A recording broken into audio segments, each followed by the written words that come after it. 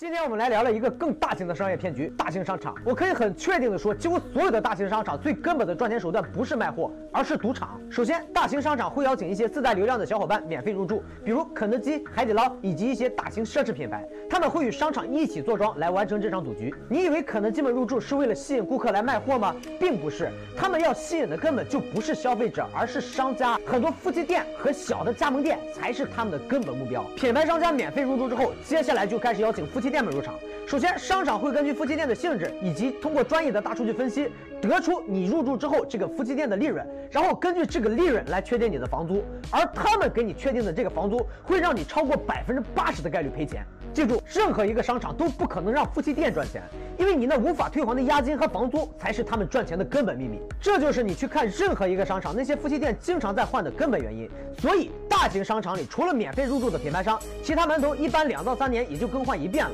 所以在跟商场这场游戏里，无论如何你都赚不到钱。我们做一个反向推理，你开一家商场，如果商场里的每个店铺都能赚到钱，那么他们是不是会长期的入驻？对于任何一个商场来说，店家的长期稳定都是一个毁灭性的打击。比如一家商场里所开的餐厅几年来都是固定不变的，那么还有消费者跑去吃吗？所以商场必须让店家处在一个盈利和亏损的中介点，这样等店家坚持不下去了，也就自动退出了，押金和房租是不退的，这样又可以把地方租给新的夫妻店来继续新一轮的割韭菜。所以任何一家大型商场都是赌场，他们赌的是你赚不到房租的钱，然后倒闭，